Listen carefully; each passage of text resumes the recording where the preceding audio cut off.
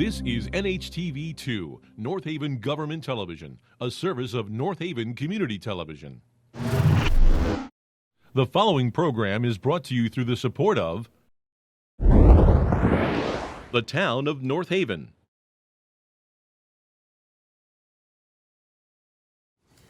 Welcome to the special meeting. It's Tuesday, May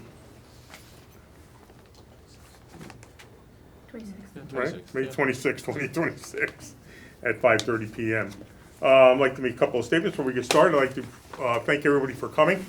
I know it's a little bit early, 5:30 in the afternoon, but one of the things that we have to do today is get this done. We have to get it done today. There are specifications that we were a little, I don't want to say confused on, but we're unsure of as far as timing. If we had our meeting, which is scheduled for Thursday, it wouldn't have been enough time to get it in, to get it approved, to get it out for referendum. Everything is so time constricted with these processes that you really have to be careful of how you do it and what you get done and the timing that you get it done in. So we are required before we leave here today to have a budget approved and moved forward so that it can be distributed, parts unknown, and put out for referendum. A couple other things I'd like to mention. First of all, I'd like to thank the Board of Finance for taking the time to make some difficult decisions. I wish, as many as the other board members here, wish those decisions were different, but they are what they are, and we are going to do our best to provide an educational system that still thrives while meeting the standards set by the Board of Finance. We are also, just like every other board in this town, are a board of volunteers. We are administrators, we are teachers, we are lawyers, we're retired law enforcement, we are business people. So we have a wide range of interests and a wide range of things that we do in our lives outside of this, and we all come together for the interest of the town and the interest of the students to do the best we can. Now, everyone may not agree with what we do or how we do it, but one thing you cannot argue with is the success that the school system has had over the last several years. Whether it was, something as simple as having a student become governor of the day, opening up a daycare, which has been incredibly successful. State championships sometimes repeat state champions, whether it was sports, music, acting, problem solvers. I mean, the list goes on and on. There are 169 municipalities in the state of Connecticut.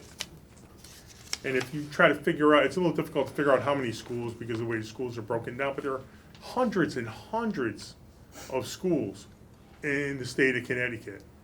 North Haven had 3 schools of distinction. I don't know anybody else that did. North Haven had a blue ribbon school. There's only 4? How many in the state? 5?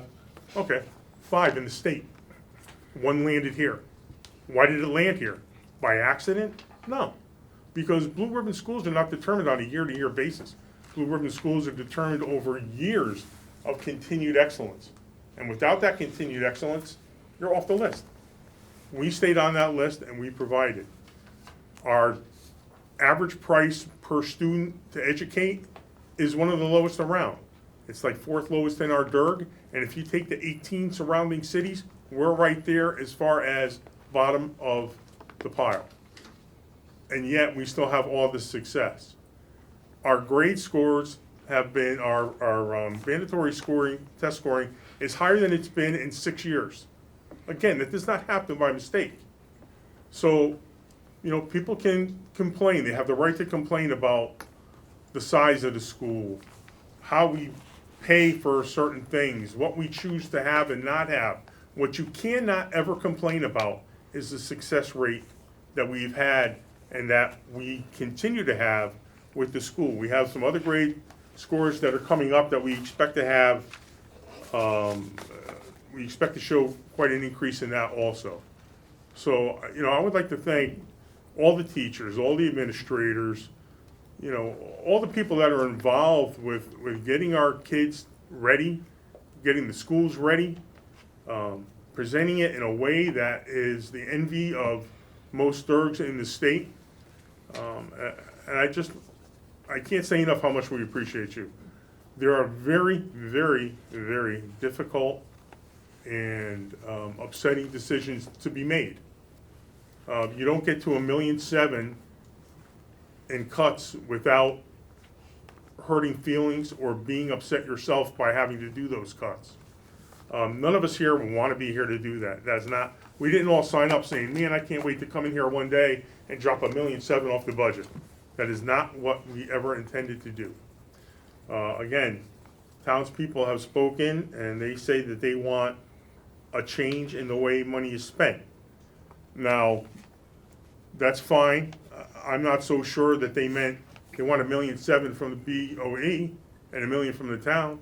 I think that could have been much different. I've spoken to Mr. Fried about it. I've spoken to anybody who would listen to me about it. That doesn't seem to be the way the Board of Finance wanted to go, or at least most of them wanted to go. I am not one to fall down the rabbit hole of Facebook and any other conversation. I try not to. People are entitled to their opinions. You know, it's easy for me to say, "Oh, no, that's not exactly correct." You know, because we're in it. We're in the meat of it, and a lot of people aren't. So when, you know, when your state rep says, "Hey, Ron, you didn't get a lot of funding this year because Hartford says you're top heavy," and I say to him, "Well, Dave, who said that, and where are we top heavy? Please let me know, so I can address the person that said that." Well, that's what they're saying. And that's not really an answer. And the problem with that is, as you repeat that through town meetings and in general daily conversations, people hear that and they're like, "Oh, well, the state rep says you guys are top heavy. Senator says you're top heavy." I have never gotten an answer other than you guys are top heavy. That's not much of an answer, and it's not much of a conversation. I've always asked for more, and I haven't gotten it. A couple of the other things that happened at the Board of Finance meeting the other day were a little questionable, maybe. You know, I have a lot of respect for Len Fasano. He was a great senator here for a long time. You know, and he made a couple of comments that I was a little confused about because he's been out of the process for a long time. You know, I've been here for, I don't know, 4 years, maybe a little longer. Been chair for maybe 3 or 4 years. I've never spoken to Len Fasano. He never introduced himself to me. He never reached out, showed concern about, "Oh, you guys are spending too much money. You're doing it wrong. I have some ideas." And I would be open to that conversation anytime. And I invite Mr. Fasano to contact the superintendent's office to please schedule a date where he is available to come and speak to us. I would love to sit down and explain to him that, you know, yes, when you were a senator, maybe the cost per student was lower, and now the enrollment's lower and the cost per student is higher. Maybe that has to do with the millions in unfunded mandates that we get from the state every year. Maybe it's because we haven't really gotten any money from our rep and from our state senator every year. I mean, we get 175,000. Cheshire got 500,000 more than that. I'm pretty sure Cheshire is very comparable to North Haven when it comes to the way it's governed, its size, its wealth structure, and everything else. So, you know, I don't know what to say about that other than we're not getting that money. I wish we were. It would make everyone's life much easier. But, you know, again, to Mr. Fasano, I would say, you know, maybe you are unaware, maybe you are, and don't know the extent of it. But there are a lot of things that we are now required to do, especially after COVID, that there was never a requirement for. And there is more special education and mental health awareness that we have to take care of on a daily basis than ever before. Students are more confused than ever. They are more violent than ever. And there are things that we do today that were never done before, and that all cost money to get these kids educated and working in a positive fashion to move forward with their lives.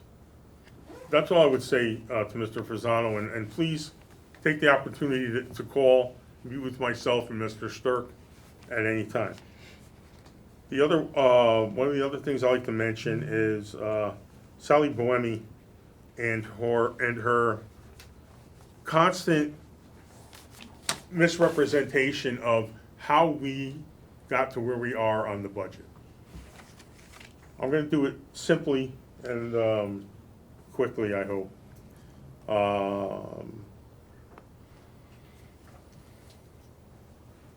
On the day after Christmas, we were informed by B&B, who is our insurance company, that in order to cover our increased workers' compensation claims, we would have to add $3 million to our budget, which was shocking. And we immediately asked Brown & Brown, please reevaluate that. It doesn't seem possible. They were like, it's been reevaluated, it's the number. On January 15th, we had our second workshop to create the budget. Our budget number was approximately 5.6% until we added the 3 million, which brought it to 11.1. So that 3 million were funds that, number one, we did not expect, and we still didn't believe, but we had to carry it. March 2nd, between January 15th and March 2nd, we were asked by the first selectman to please sharpen your pencils, meet again, see what you can do. And we were for that, and on January 15th, we met on our second workshop, and we brought our, on March 2nd, we had our workshop and we lowered our request to 9.9%. That still included the $3 million from Brown & Brown. On 3/11, we had our regular meeting. On 3/17, Brown & Brown got back to us and said, guess what? We were off by $1.4 million, and $1.4 million came back off our budget request. Now, we got that call from Brown & Brown on the 17th of March, and immediately we called the town selectmen and we said, listen, Brown & Brown's coming with new numbers, our number's gonna change. Now, it's not for me as the board chair to say, okay, we can subtract that number from that, so it'll be 7.05. I can't do that. That is not my responsibility. My responsibility is to bring the board together, present the facts, vote on it, recalculate, and then inform the town. I don't have any authority to do that on my own. It has to be done through scheduled meeting. So we had that meeting on 4/2, which is basically 2 weeks after our notification. We dropped down to 6.75, correct? 3.5, I'm sorry, can't even read my writing. 6.35. On 4/12, the Board of Finance gave us another $500 allotment to put towards trying to save some teachers. That put us back at 7.08. That's the timeline. So when she says, you know, how dare they knew and they held on to that information, like why am I holding on to that information? There's no gain for the Board of Education to hold on to any information. When we got that information in Brown & Brown, we contacted the town right away, same day. But I can't, in good operation of this board, just say, hey, Mike, not only that, but now our budget's gonna be so-and-so, this particular number. I cannot do that. That has to be done as a whole by the board. And if Sally Boemi remembers her days in the Board of Finance, she would remember that. But she likes to talk about how she was a member of the Board of Finance and she was a third selectman, but yet conveniently forgets that those decisions can't be just made by any board chair. They have to go through committee. And she constantly neglects to say that. And it makes it sound like fishy business is going on. You know, the other thing is, you know, we got $1 million check from the insurance. We didn't get $1 million check from the insurance company. God, I wish we did. They called and said, take $1 million off the expectations. Not, here's a check. That never happens. The same with our budget at the end of the year when we have unencumbered funds, basically a surplus. Last year, we had 235,000, something to that effect. You know, she made it seem like, oh my God, you know, they overcharged you $235,000. That was on $70 million. That's, I think, less than half of 1%. And I was like, you know, we all do budgets, whether we do budgets for our homes or for our kids' education, where we've all come in less than 0.5%. I would dare to say that doesn't happen. Fact remains, if we were worried about showing none, we could have went on a spending spree the last week of June and spent that money. It's not like we don't need stuff. Could have bought chairs for hair. These chairs are lousy. We could have bought anything. We could have bought a microphone system. We could have spent it on the kids. We could have done anything. But no, we took that money, we put it back into the next year's budget where it gets absorbed, like every year we have unencumbered funds. We do not have a bank account for extenuating circumstances like the town does.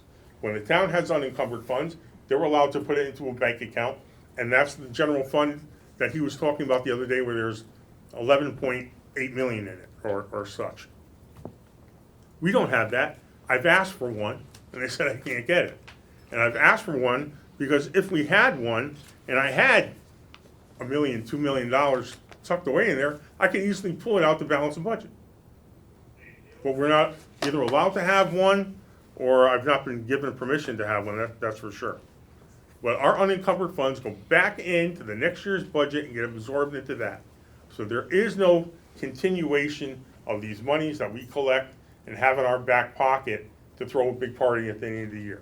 That is not the case at all. One of the other things they talk about is, you know, maybe the education system needs to do a deep dive into what they're doing and how they're doing it. And again, I would fall back on, we are fourth in the dirt, fourth lowest in spending. We are, bless you, about fourth highest in achievement, plus all the other achievements I've mentioned. What dive do you need to do to know that you're doing things at an extraordinary level for an extraordinarily low price? I don't know. I don't know how else to answer that question.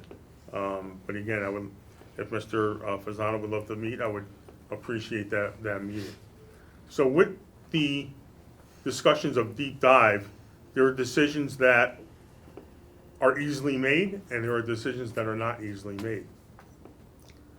I want to talk briefly about the ID program and how unpopular we know it was, but how difficult it was to get off that program. 2 years ago, when the state came to the Board of Education throughout the state and said, this is the way we want to start teaching these classrooms, and it's different than the way you're currently doing it with ID. So I met briefly with the superintendent, by myself, with Christian, I mean, as a board, I was the only board member there. And I said, listen, if you want my advice, start phasing it out. If this is how the state wants to start to go with the way we're teaching, we need to phase it out because it's not gonna work. And he was adamant about, it's gonna work, we're gonna make it work. I used to be at Ridge, I know how much the people love the program, the kids love the program, I need to figure it out. I said, you're the boss, man, if you can figure it out, you figure it out. And he did figure it out that year. It was painful and it wasn't really the way he wanted it figured out because it was costing us time and money and effort that was way over any other effort allotment that we'd always put into the program. But he admired that program so much he kept it up. So when the second year rolled around, I said, are you sure you want to keep this program going? He said, absolutely, I want to keep it going again. We're going to keep pushing. And the more he pushed, you could see that the teachers were burning out. The classes weren't quite the same.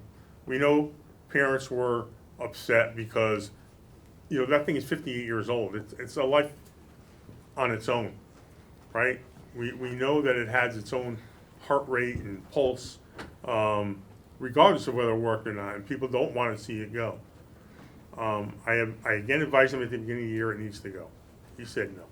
He tried and tried and tried. At the end of the well, 2 months ago, where we knew it wasn't going to work anymore, especially with the way teaching had changed and the responsibilities that they had to keep grades singular. It became impossible. The problem was we waited so long to change it.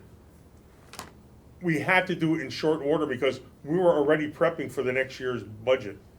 When that announcement came out, we were already into talks about what's going on today. So unfortunately, by being stubborn and trying to get this thing to work and work and work, we kind of put ourselves in a box where it had to be ended so that we can move forward with this year's budget and reallocating of teachers and locations and making sure students were getting taken care of and how we were going to do that. Is that a great excuse? No. No. I'm just telling you what happened and why it happened. And I know people are upset. I have family members that are in the program. They were upset. But, you know, we try to present the teachers union, the principals, and the administrators to explain, listen, this is really why it doesn't work anymore. Please believe me, we're not just saying it so we can move on. This is really what it is. And, you know, it turned into, well, the BOE forced the teachers into saying things they really didn't want to say, and so on. And believe me when I tell you, that is not the case. We don't force teachers to say anything. Teachers, believe me, they're pretty free-spirited. They have their own minds. They're going to say what they want to say when they want to say it, as well they should. And that's the way, really, we kind of like it that way. That's the only way to get information flow back and forth. So, you know, if there is someone to blame on the ID, you know, blame me, because I could have been much harder in saying, no, the Board of Education is not going to finance that any longer. But he had hopes of saving it. So the only reason you had it as long as you did is because of this man. Not because of me, because it would have been going. I'm going to be very honest with you, because I knew it was coming to an end. He knew too, but he wanted to save it, and I don't blame him. That's about all I really have to say about what was going on with the meetings, statements made by others, some misunderstandings about message when it comes to ID program, when it comes to explanation of the budget, how we got to where we are today in the time frame, and the discussions that were had to get here. None of it was easy, but here we are. And I hope that at least laid some explanation on the table that everyone can kind of look at and understand. Maybe it helps, maybe it doesn't, but I want to put it out there because it's the truth. And I'm never afraid to answer a question or a board about what's going on. I've had many unpleasant conversations. We've all have or had children go through the system, through the sports programs here, through any other extracurricular opportunity. Back when Moppet Minders was around, I put all my kids through Moppet Minders.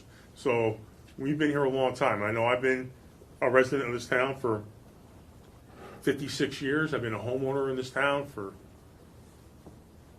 40 years. Think my mortgage will be paid off?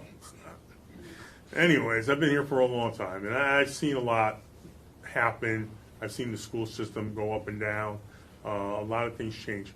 We are on a projected rise. We've been on a rise. And I don't care what anybody says. All the Len Fasanos, all the Sally Buemis in the world can say what they like. They cannot say that this school is not successful and the envy of many other schools in the dirt and around the state. That's all I'm going to say about that. We're going to move on now to try to figure out the budget. Randy, do you have anything you wanted to say? I know I went on for a while, but I felt the need to maybe try to get some explanation out there. You're well squared away. No, okay, thank you. Okay, I'm going to have the administration go over the proposed cuts. Now, just before we get started, I just want to remind everybody, these cuts are miserable to make. Nobody wants to make them. I have to give the administrators a lot of credit. They're talking about people that they've worked with for years and years and years. They have relationships with outside the school. They have good relations inside the school. Anything that happens here is not an effect of that relationship. We didn't hide anybody from a deep dive because we like them. We didn't put anybody forward because they're not our favorite. That's not what happened. We had to take a cold, hard look at what is going on and make some really, really tough decisions. So as these decisions are talked about, if we can please refrain from any kind of emotional outburst about it. It's hard. It's hard. I've been laid off myself. It's not easy. It's miserable. But we have to do what we have to do. So with that, I'm going to leave the administration to start to talk about our first options. Thank you, Ron. All right, the board has two forms or two charts at their places. The first is the portrait one that actually Ron walked you through from the 11.14 down to the 708. That's something we're all familiar with. We've seen that. It also has a timeline if you look to the left, the dates that Ron gave. Excuse me, Patrick, I apologize. There's 25 people out in the hall. We can hear Ron easily. Would you mind just speak up a little bit so people... Do my very best. Thank you. The other chart outside, the other chart, the landscape one, is the one I'll be referring to and talking through the board with right now. And those are the proposed reductions to reach the $1.7 million decrease to the budget, which brings us to a 4.53% overall increase for 26-27. So we'll start with the green. The green is, yes. Yeah, I'm not going to be yelling. I'm here to talk to you all. So, I mean, this is how I talk. Do you guys want to just come in on Yeah. the sides? Yes. You can't hear you, it's a huge crowd. Yeah. Go in on the Oh, we sides got it. if you want to hear. John, I don't mean to- Yes, No, I didn't mean to interrupt you. There's a Come. huge crowd out there. Well, they can come squeeze in the best they can.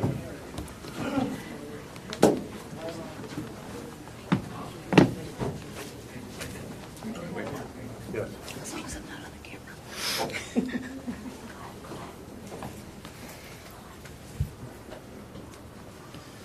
We'll wait another minute. If you need another minute to kind of file in, that's fine. Plenty of room. You won't even-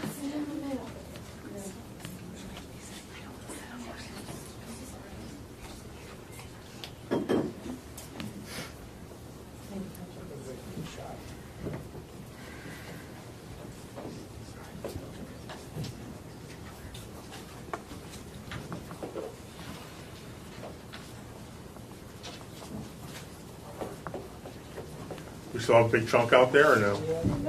Open and shut. Well, I can't Yeah, help there's that. I can more only room. offer, right?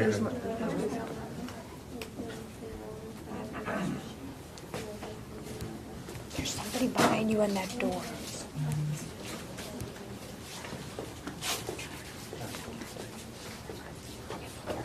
Okay, we're gonna proceed?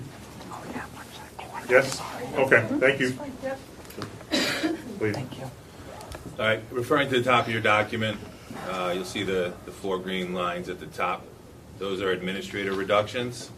There are two positions that are being proposed to be reduced. It's the athletic director position and the director of buildings and grounds.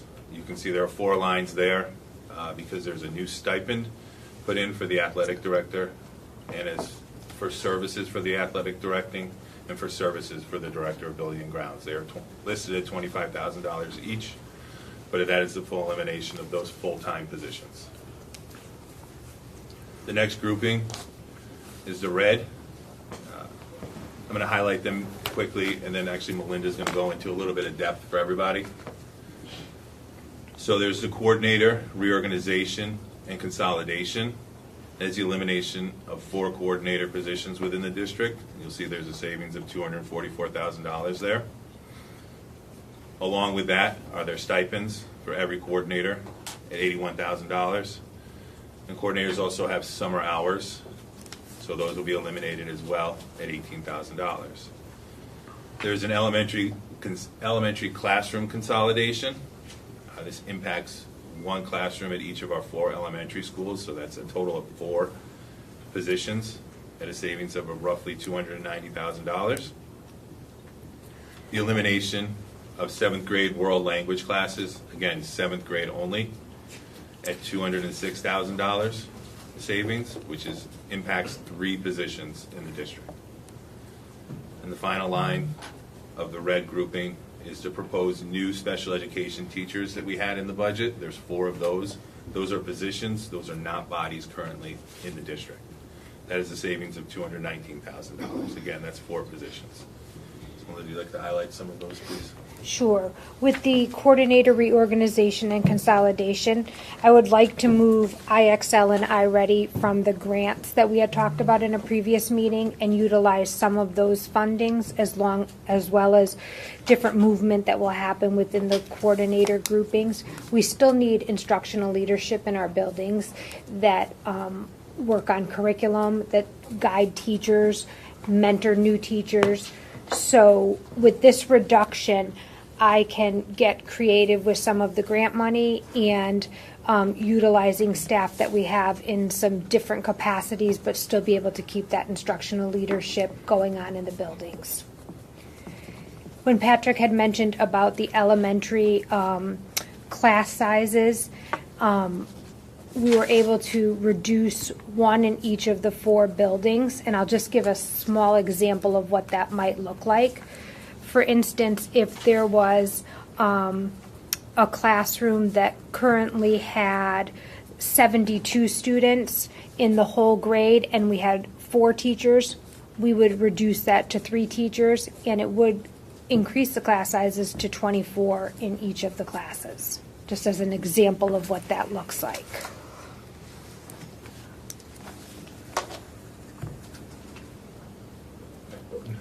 The next grouping is the yellow group. The top line is a proposed new occupational therapist position. That is in the group 5 that we had spoken about throughout the budget. That is a position, not a body, currently in district, so that's a savings of $75,000. The next 2 lines are non-certified positions. The elimination of the 2 library clerks, one at middle school and one at high school, at a savings of $83,000. And the attendance clerk position at the high school for $26,000. The last 4, almost the last 4 lines in blue are employer medical and dental savings, Social Security expense savings, Medicare expense savings, and pension expense savings due to the elimination of all those positions. And the final line is a $12,000 cut to the Future Problem Solvers field trip subsidy. It's not to do with the program. The program will remain, but we do have a subsidy of $12,000 to support their field trip that occurs each year in June.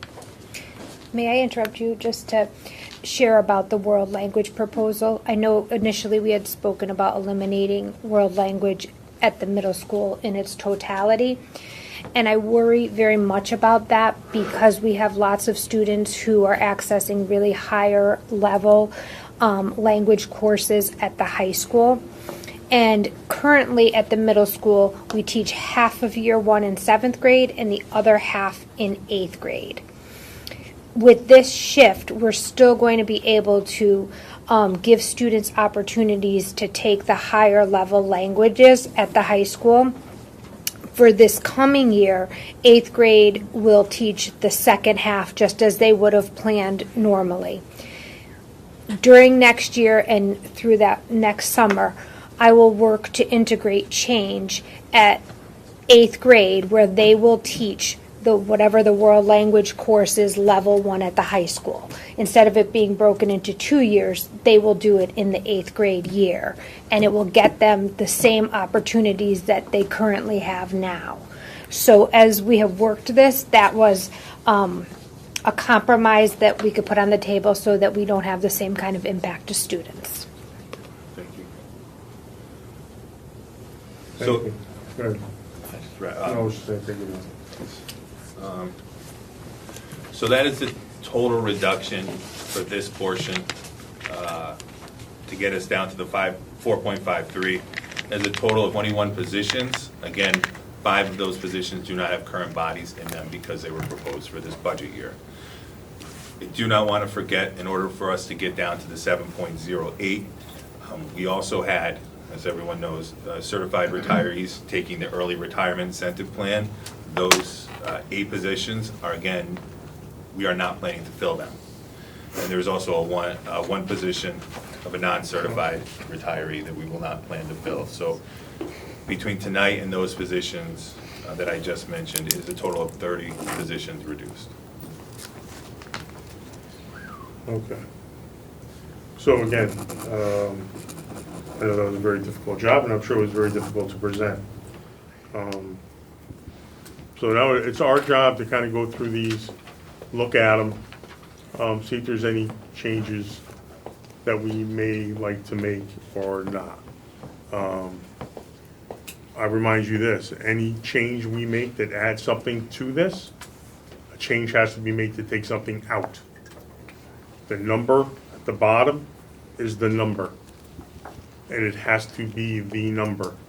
So as we add 100, you need to find 100.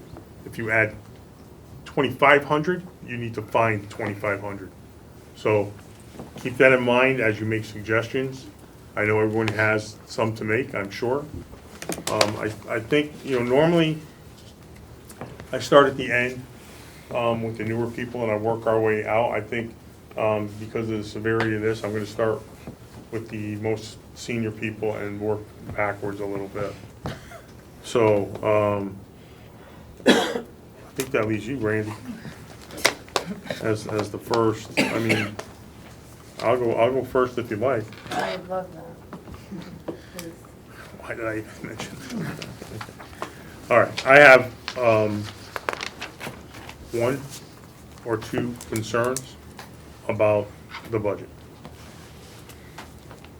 I do not like 24 in an elementary classroom. I think we're asking too much of the student. I think we're asking too much of the teacher to do that classroom like that. That is the start of their educational journey, and you want to make sure that everything that they have is super solid and on track. So that is an issue for me. The other thing that I think we can find with the move I'm going to suggest is the future problem solvers trip. So instead of basically saying the future problem solvers trip, I even say it twice, that should be basically say something to the effect of money back to field trips. There are several field trips throughout the year for the school, and that 12,000 should be divvied up the best we can, or however we see fit at the time. In order to reach that, it's basically 303,000. My suggestion would be that we lose an assistant principal from the high school, and we lose 1 from the middle school. That is it's a big, difficult ask. They're all big, difficult asks.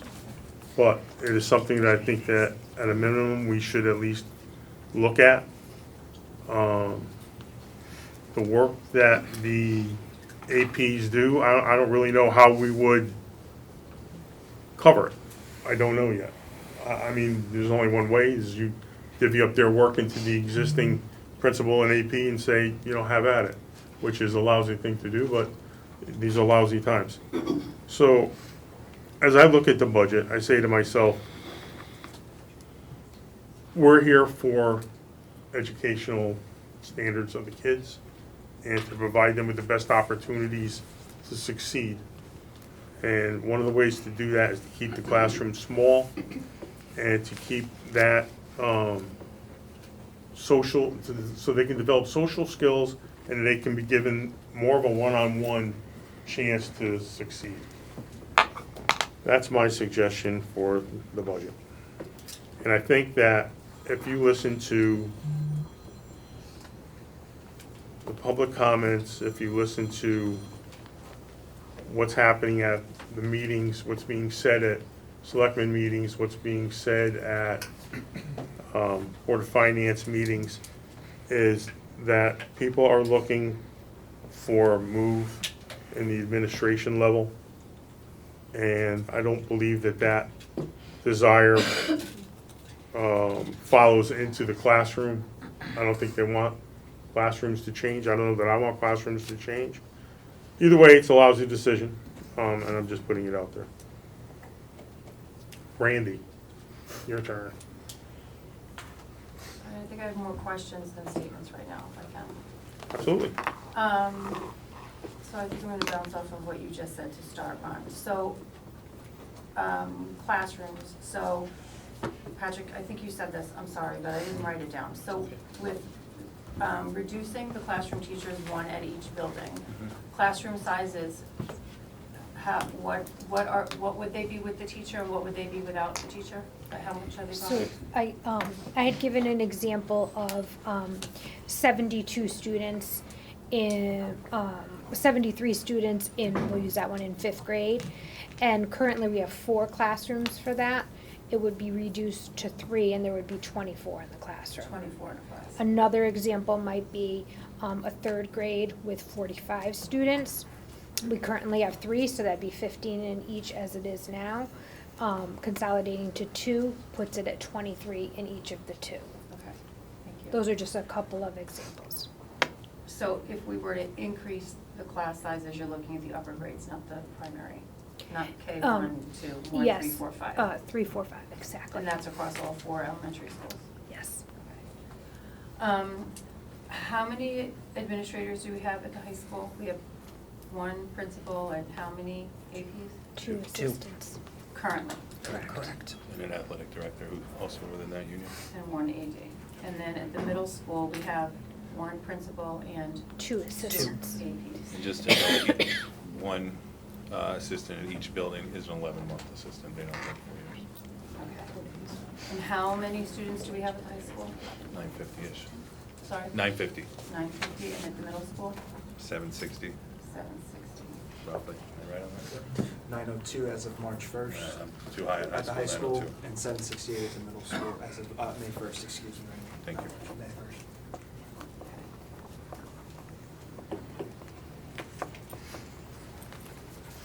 So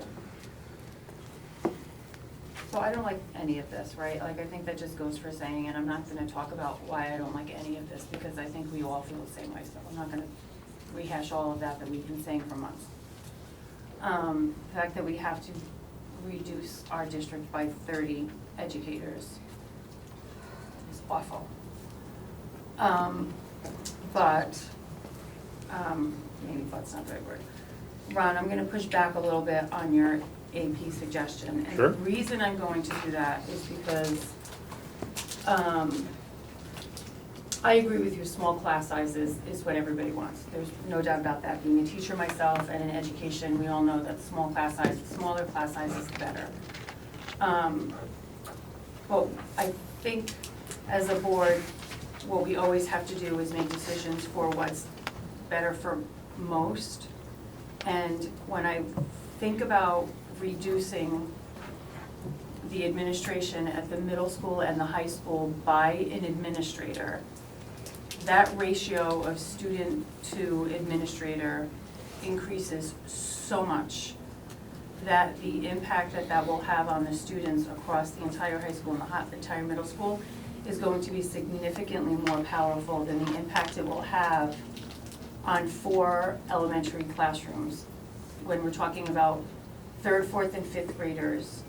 Because in the upper elementary classes, it is common, not preferable, but common to have classes of that size. I know in my own school, we have classes up to 26 in grades 5. When I was in New Haven, we had them to 28, 30, 32.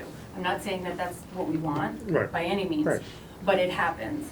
And will it be great for that class? Absolutely not. Is that what the parents, the teachers, and the students want? Definitely not. But we're talking about, when we talk about administrators and their responsibilities are vast throughout the day, they're you said it yourself, like, we're talking about more mental health and special education needs than ever before. They are the instructional leaders of the schools. They keep the school safe on 1,000 different levels throughout the day. And if we remove an adult, an administrator from each of those schools, I worry about how we can continue to move those schools forward. Especially if we are reducing the coordinators, and the coordinators do a lot of the instructional leadership. That's going to fall on the administrators, and if we do reduce the administrators, it just kind of, I think it just kind of. It just snowballs into a bigger dominoes, yeah. problem, okay. So I hope I'm being clear, because I feel like. Oh, I'm no, kind you're of being fumbling on my very clear. words. And again, that's why we're here, right? We're here to have conversations about options, so that's absolutely fine what you're saying. And I didn't think I was gonna talk about that, so I'm just kind of like shooting from the hip here with that, but, so that's kind of my feedback on that suggestion. Just a quick question about the future problem solvers, and this is just because I don't know the answer to this. The 12-1, is that the total amount that we typically give them, or a partial amount that we typically give to support? Total, what's budget for? For just the field trip. Yeah, for just the For field just trip. the field Yeah, trip. it's And not the they- program related. It's not related to the program at all. And they Programming typically stays. fundraise more than that for their field trip? So they would have to fundraise 12 more than what they, what do they typically fundraise for that, do you know? Say it again. What do they typically fundraise for that, do you know? It's been, they just kind of compute the cost and then they ask the parents, this is how much Oh, the trip is gonna cost, and then obviously if there's people that can't do it, I don't know what happens behind the scenes there, but okay. if there, people aren't prohibited from going because they couldn't pay for it, but otherwise it's close to the parents.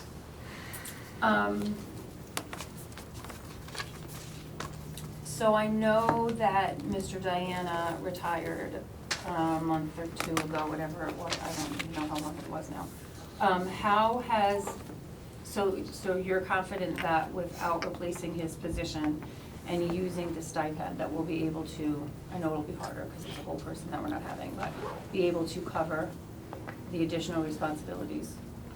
Yes, with support from Christian and myself, and the stipend will be able to cover that. Okay. And then how, with the athletic director, how is that going to happen? How does that work? The $25,000 stipend will be provided to, we have to figure out how that's going to look necessarily. I'm not sure if it will be seasonal or for a full year. We have to see interest. But again, more will fall to building administration as well for responsibilities.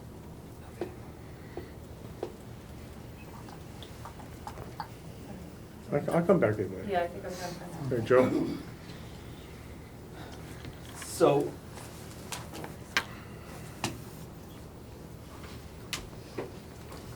I know this was very difficult to put together, so no one in this room is happy about any of this, right? So I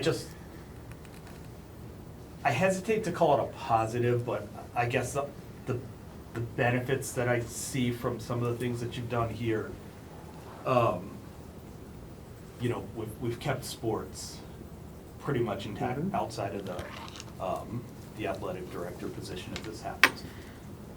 There is some impact to the world language program, but there's still the option for kids to take languages in the middle school, that was a great concern of mine, that if there was no world language program, the ripple effect of that going forward was gonna last years and years and years, and either kids wouldn't be taking languages, or they'd be so far behind, and especially after like the showing we had with the Seal of Biliteracy this year, and I mean, there's just so many positives there. So I appreciate you being able to work some of that in. We also heard from a lot of people about future problem solvers and keeping that intact. For the most part, that program still exists if we agree to this. The field trip, that's tough. It's already, speaking as one of those parents that pays for it now, it's already a good chunk. If it's not subsidized, I do fear that people either won't be able to go, and the concern I always have when we say, you know, we'll fundraise is, we're fundraising and we're asking the same groups of people for the same money, or, you know, for money for 10 different things, and that, you know, after a while, not only does it become white noise, it just becomes, there's no more money for anybody to give. So I'm not sure where I stand on that right now, but it's the least of my concerns on this list. I quite honestly, the coordinator position really, it crushes my soul. Like, that position, I don't think people realize how important that is to how high functioning the district is. That really, it hurts. I did have a question about the elementary school. Are those building level administrator decisions there, or like as to what classrooms get, how is that gonna be decided, what classrooms get merged? It's enrollment based. Okay. So it could look different in each It does. class, I mean, in each school, okay.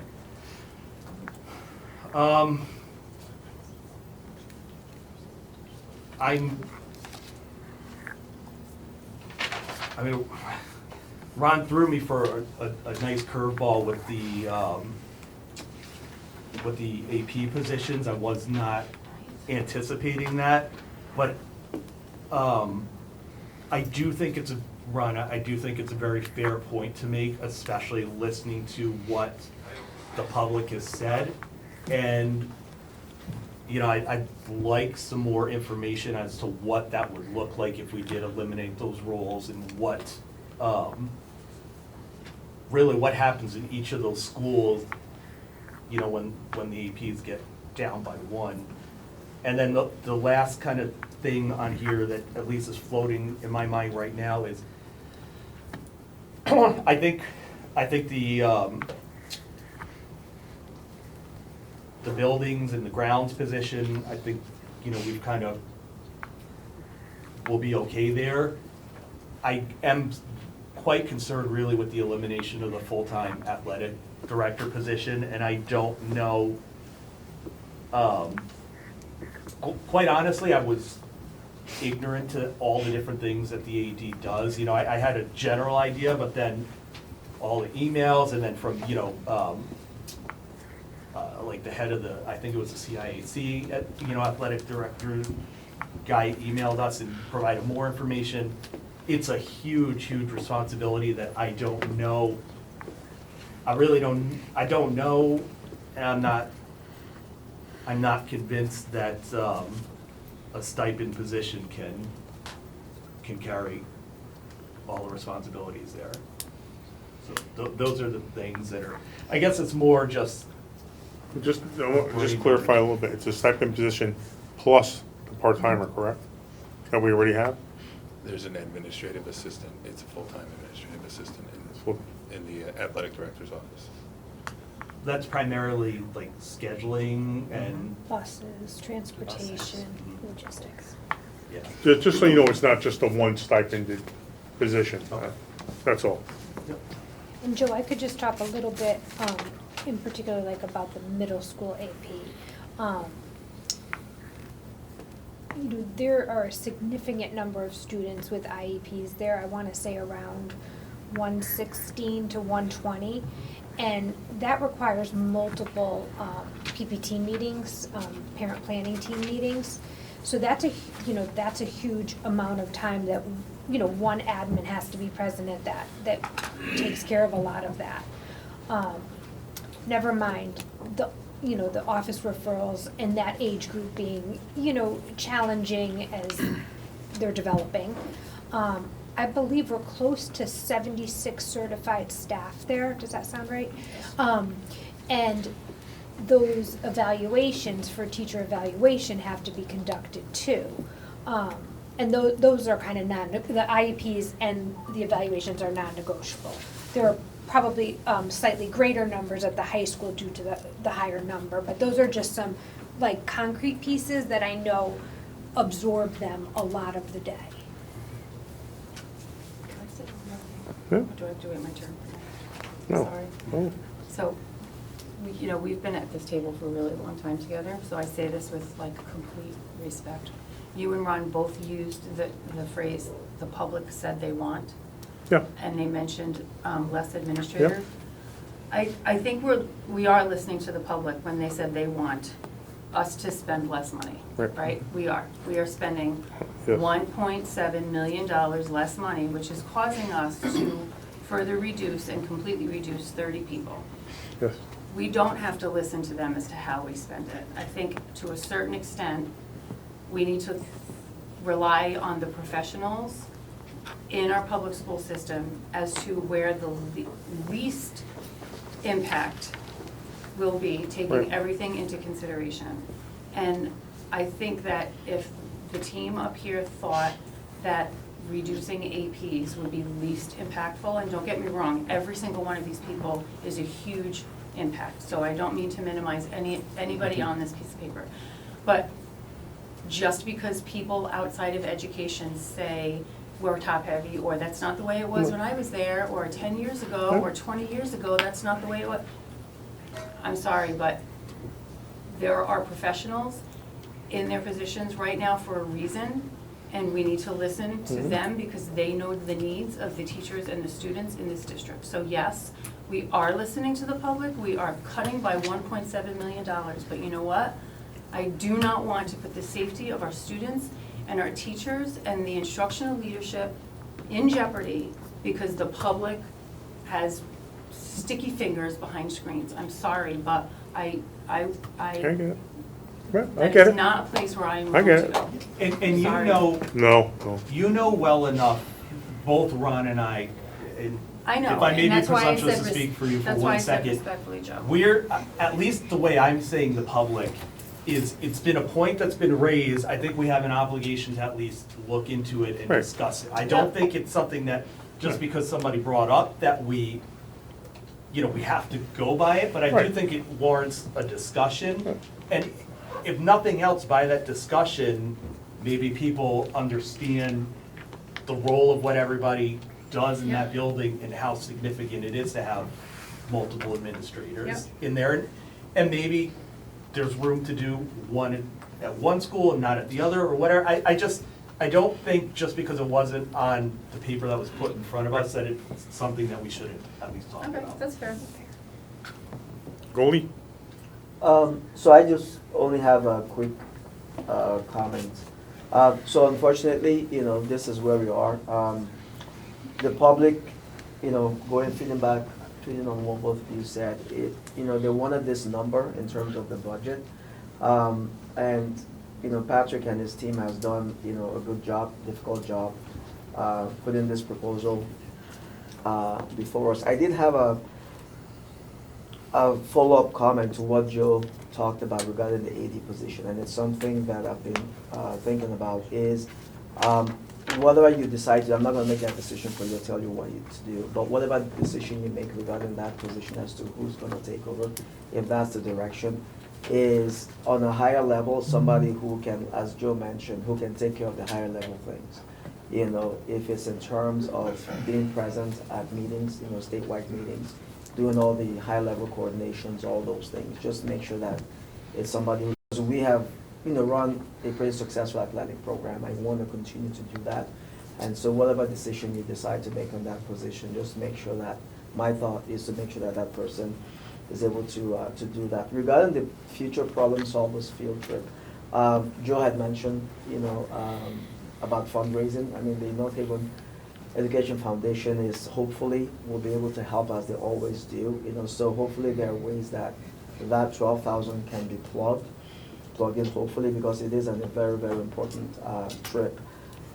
So it's a difficult decision, but this is what we have to do. So I don't have any questions regarding what's been presented, except those clarification questions. And then is just to make sure that as you're merging those classes, just be strategic about it.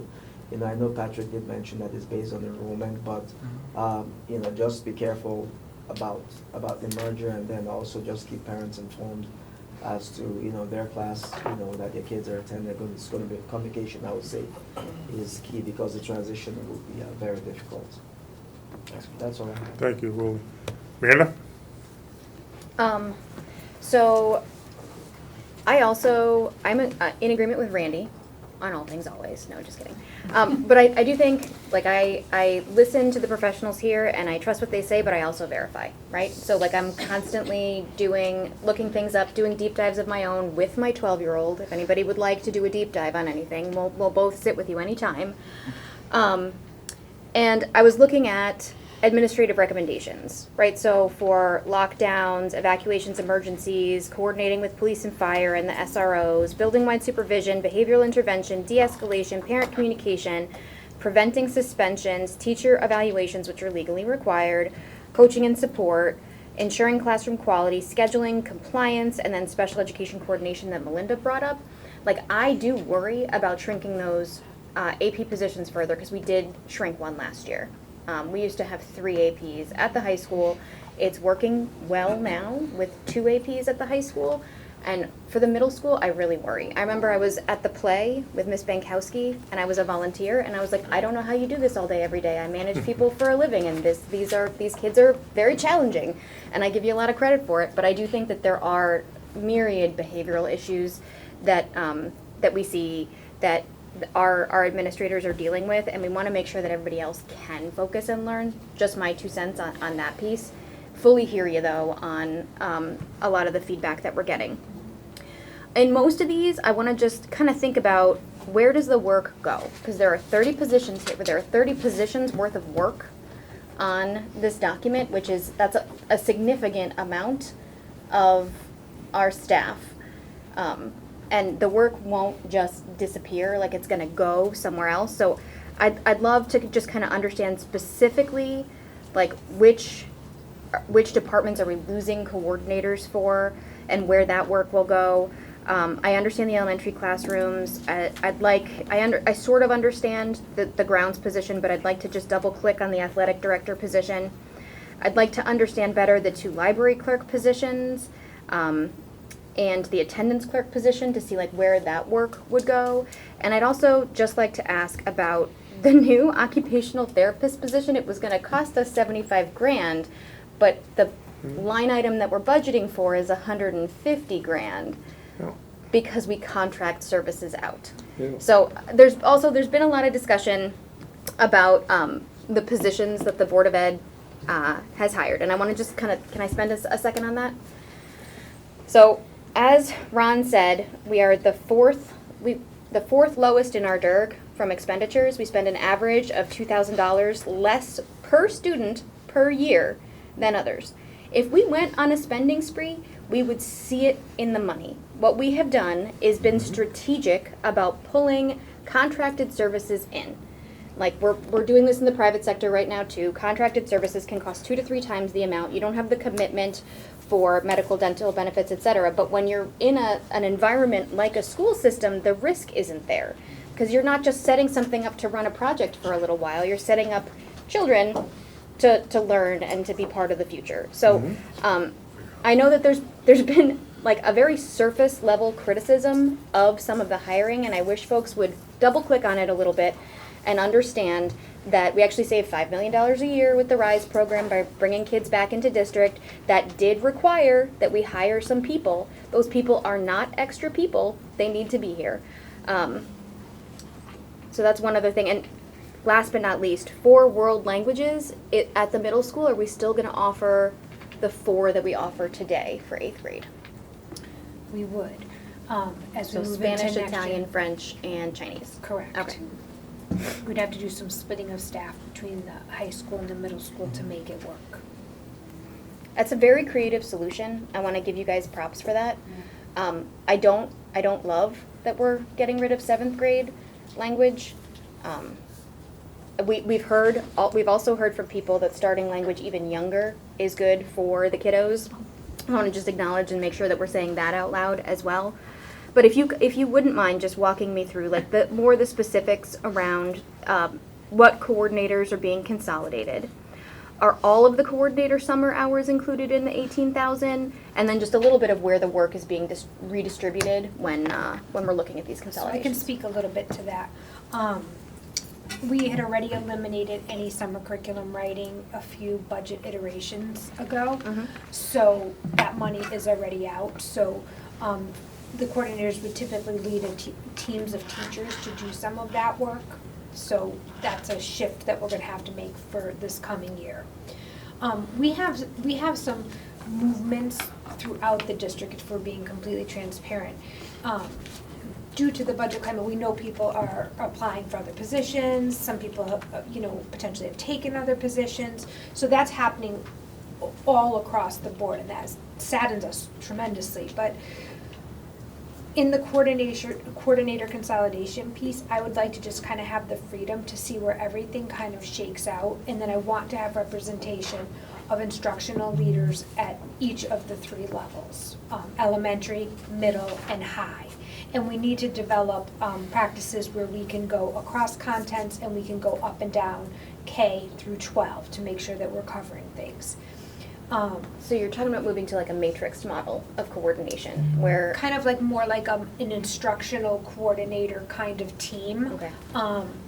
So it's very complicated because currently we have 18 coordinator teacher leader positions. These are teacher positions. 6 of them currently are full-time in content areas, core content areas across the district. 7 of them currently teach and get a stipend and have 2 blocks free in their schedule. Some teach fully just because their department needed more assistance. And then there are 5 that are under special services. So we would make changes to about 4 of those positions in the totality of being coordinators, and then distribute kind of responsibilities from there. We have to like grow a new team and a new way of thinking about it. If this comes to fruition, there are lots of responsibilities that the coordinators do that would seem like no one would know if you didn't dig into them, right? They're instrumental in scheduling. They're instrumental in our pacing of our instructional units by discipline, our assessment calendars. They are an integral part of our dual enrollments and our college-bearing classes, our AP testing. Many of them actually are some of our higher level AP and ECE instructors, and then during their couple of free blocks, they are able to do unification and curriculum leadership in each of their departments.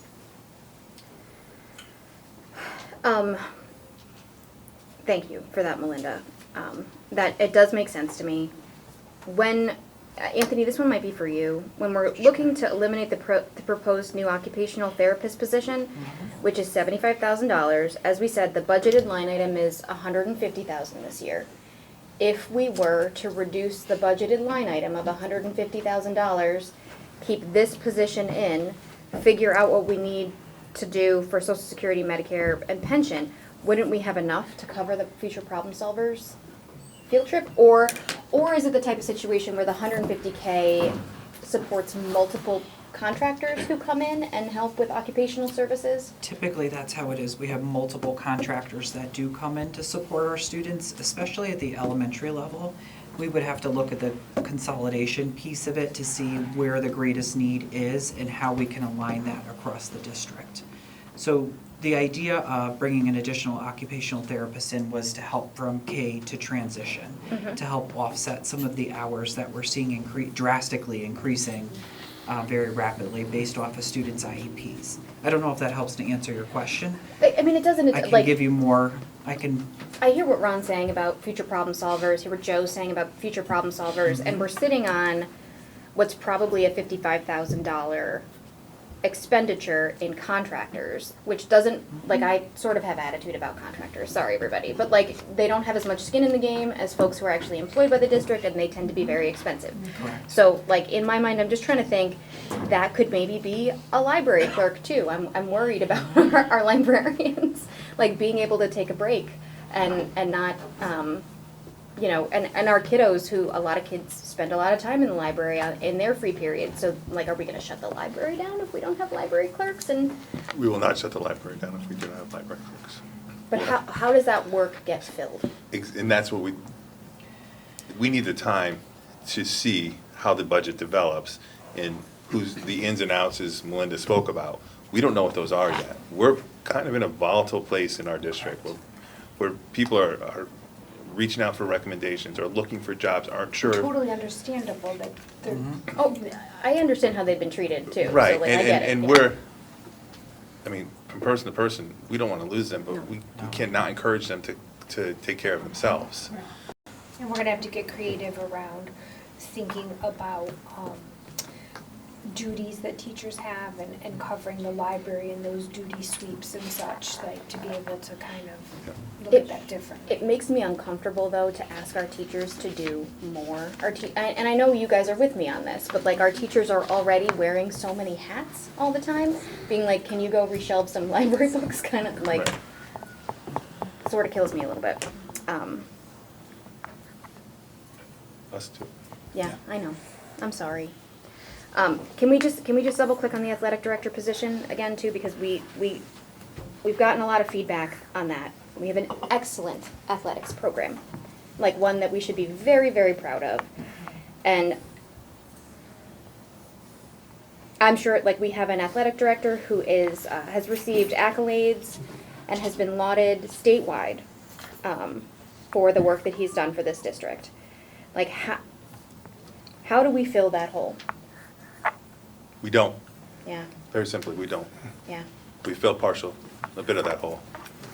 Whether it's from folks up here at central office, folks in the building, and it's a team effort. A $25,000 stipend only gets you so far. We know what the position needs and brings to the table. We'll make do. But we know that, as Goldie said, made a very good point, and Randy too, there's a lot that we don't know. And there's a lot of representation for our district at SEC, CIAC, that we're gonna have to figure this out, make sure that we're in line with what all the other schools are doing. That position keeps us there right now. So it'll be a learning curve for us too. Well, thank you. That's all I've got for right now. Thank you. Marty? A lot of what I was gonna say has already been covered, so there's no point in repeating. But I don't have a particular problem with the AD's elimination.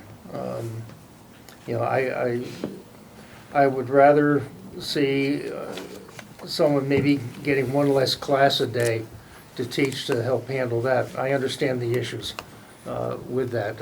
Having gone through high school for 30 years, I can really appreciate what the AD has done for the schools that they work in. My other issue that I have is with the special ed, as has been spoken to several times. You know, having outside contractors, yeah, they work okay, but the in-school, my wife spent 30 years in special ed, and the relationship that she developed with the kids is, you know, outstanding. Unfortunately, she passed away, but that's neither here nor there. But doing, as it said, doing the IEPs and the other requirements, you just can't have enough people handling that. So I'm very concerned about the special ed program. I would, okay, I'll say it because I'm nasty. I would rather do without the sports program than lose the special ed people. That's not nasty, it's a point of view. Yeah, that's my feeling, Fine, you know, and I'll leave it at that. okay. No, but listen, that's why we're here, to hear everybody's point of view and then to hash out a final program. Michelle? Okay. I have lots of thoughts like everybody else. A lot of what I was thinking has been brought up by people. I've gotten some questions answered in the past week or so. I want to double down on a couple things that I heard. Going back to what Randy said about assistant principals. And I think it's really important, and I'm not taking away from anyone's knowledge at this table here, but I know that Randy works in schools and I work in schools. I specifically worked in middle schools for 10 years. I can remember when I got hired as a middle school teacher, I worked in Waterbury, and I went to the orientation and they asked, who was going to elementary school and, who was going to high school. And then they asked who was going to middle school, and the presenter said a little prayer and said, "Bless you all, and you are the Green Berets of our district," because middle school is a whole different beast. And I'm not just saying this from my experience of being in middle schools, but I also did some research on typical amount of administrators throughout the state of Connecticut and throughout our DIRG when it comes to enrollment of middle schools and high schools. And what I found is that, and this is true of the different districts I've been in, is that schools of size between 500 and let's say 800, call them medium to almost large size schools, typically have one main principal and then 1 to 2 assistant principals. And it was very much in line with the larger your enrollment was, the more likely you were to have 2 assistant principals. So when I worked in Derby Middle School, we were very small. We had 300 students. We had just the 1 assistant principal. But any other middle school I've been at that has been closer to that 700, 800, 900, they've had 2 assistant principals. So I do think for the types of behaviors that we have typically in middle schools, and all of the other roles that principals serve at middle school and high school level, I do think that we are working with an appropriate amount of principals currently.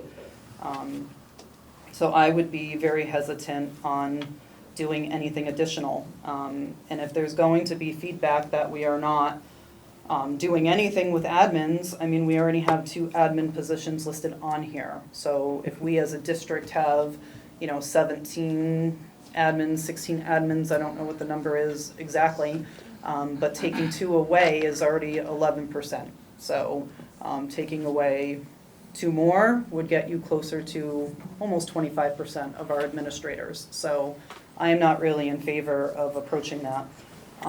That said, I'm also concerned with the class sizes at the elementary school level. I do know that if we've got classes with 16, 17, 18 right now, that is on the low end from where a lot of districts are.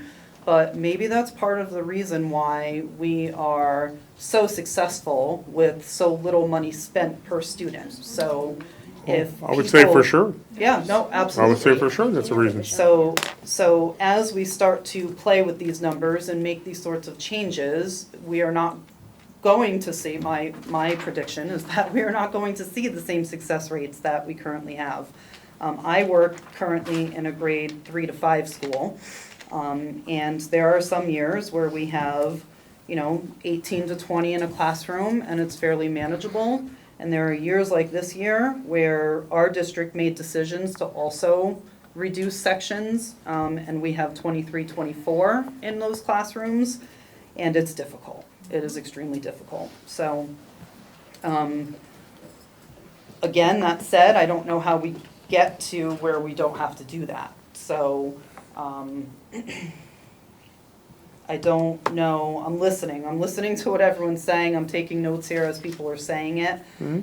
I also want to come back to what Amanda said, because it's something I've said frequently as well. I want to know the cost savings for hiring whatever position we were talking about hiring that actually saves us money. Because I understand people look at the numbers and they're like, well, how can we hire if we're reducing? And I get that, I know that. But some of this needs to come with context. Like if we are able to hire somebody and it saves us money so that we can save something else or save somebody's position, then I want to know that. So that comes back to what Randy said with, yes, you can tell us that we have to cut $1.7 million, but you can't really dictate how we're gonna do that, and if there's a way for us to hire somebody to save money, like so that we can save somebody else, then I wanna know that. I hope that makes sense. I'm not trying to not make sense here. What else? Oh, I did have a question about the additional money that was added by the governor. You know, everyone got a list of what those allocations were. I know that North Haven did not get a lot, and we were all disappointed that we didn't get as much as someone like a Cheshire or a Wallingford, who got 4 to 5 times as much as we did. But it was said that we would get $176,000 of that money. My understanding from what I've read is that that is for next fiscal year, starting July 1, it's supposed to be available to us. So is there a plan for where that is put into this equation? So those dollars are not actually part of the operating budget. We're still receiving feedback from the state of Connecticut on how that money will come to us. The July date is right now an approximation. There wasn't a tremendous amount of clarity when we attended the conference with the state a week ago, I think it was. Yeah. And we will be in communication with the town in regards to receiving those funds. Those funds go directly to the municipalities, they don't come to us. So it's gonna go to the town side, and then they have to give it to us? Half? Well, I mean, It depends, like it's.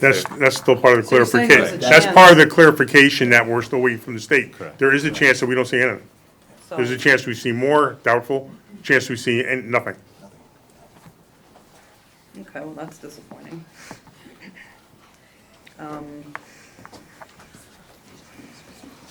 Yeah, and we're not allowed to put any of that towards our budgetary response for next year because it's such an unknown. And I doubt July 1 is the date either. I doubt it, I'm sure it'll be much later than that. Okay, I'm sure I'm gonna have more, but I'd like to listen to what the rest Okay. has to say. Genevieve?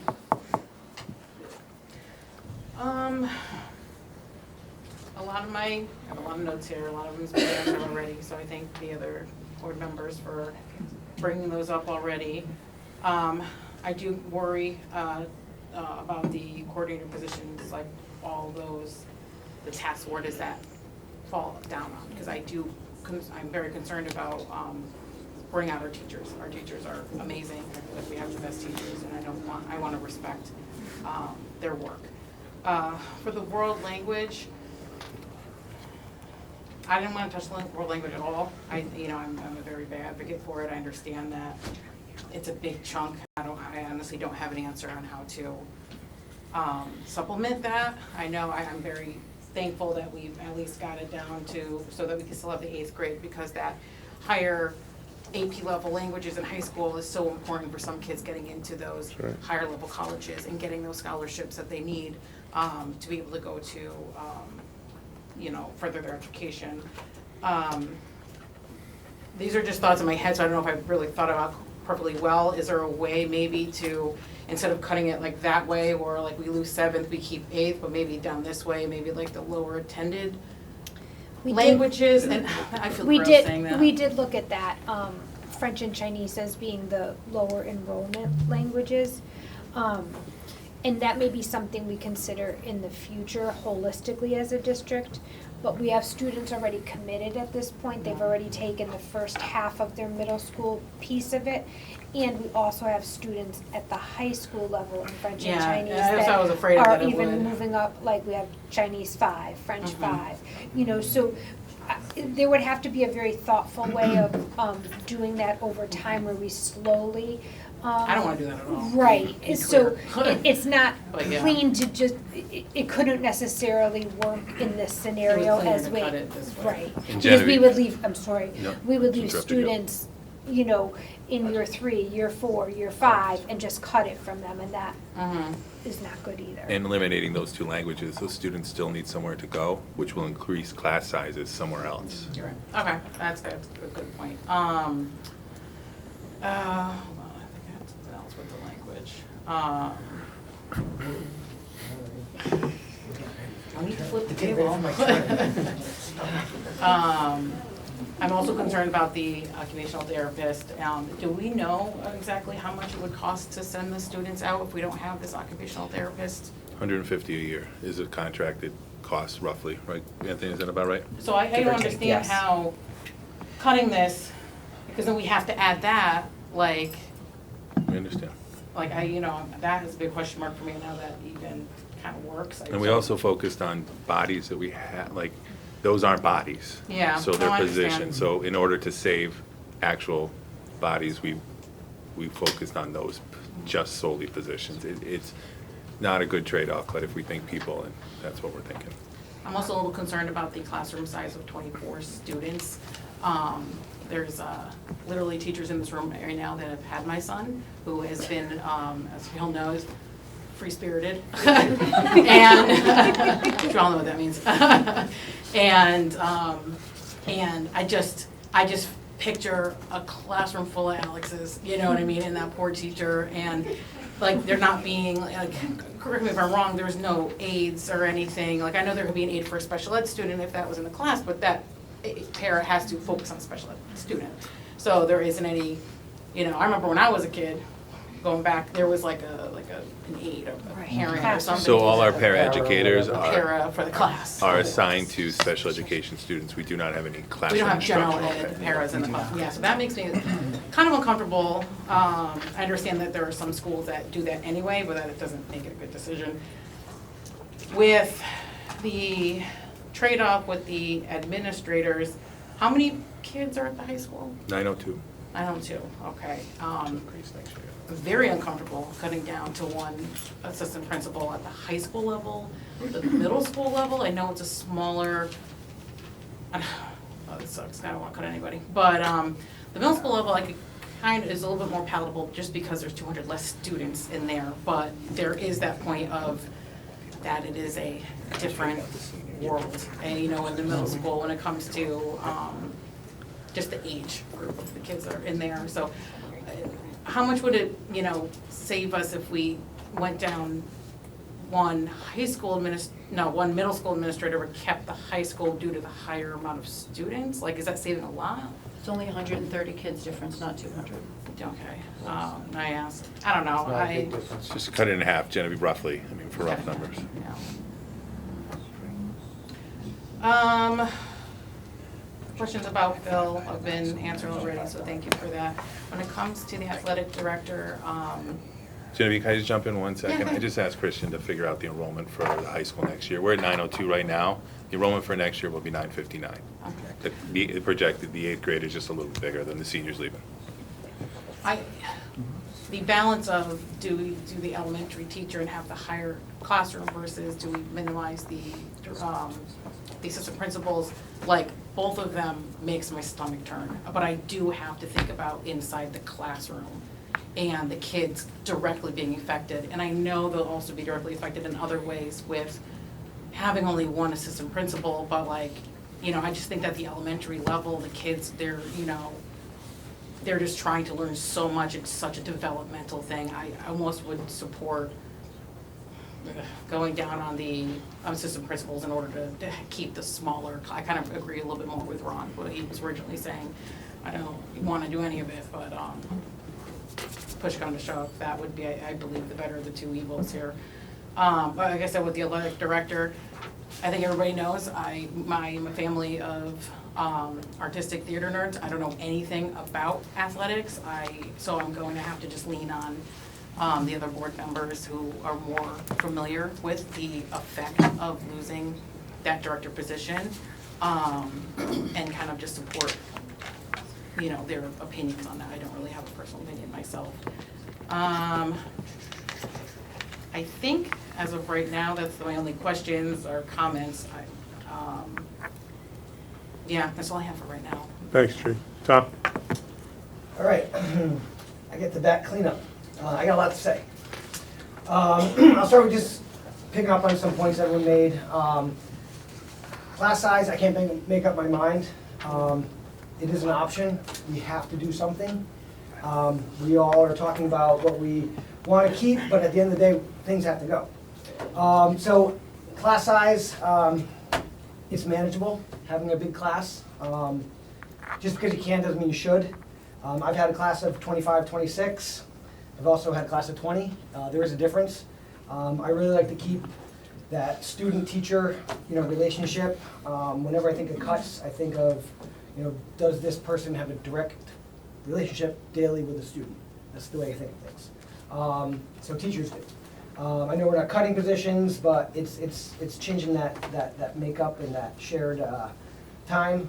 So I'm impartial to that. I do know that we owe the students the best education, but we were all voted in by the town. So we do owe the town something. We do need to listen to them. We all kind of campaigned on being, fiscally responsible, and we need to do that. So I have heard people talk about administrators as well. I don't want to see anyone lose their job. But I know that people have spoken about that's where they think cuts should go. I'm not saying that's where I think cuts should go, but once again, we are representing the town. And I know that I've spoken to many people and heard many people say that they think that there needs to be cuts with administrators. So I will throw that out there. In terms of the athletic director, this was brought up months ago in a meeting. I asked what would happen, and the discussion was that it would be a stipend. I found out there's one school in Connecticut that operates under a stipend position. It's Shelton. I did reach out to I don't know if you can call him the athletic director there.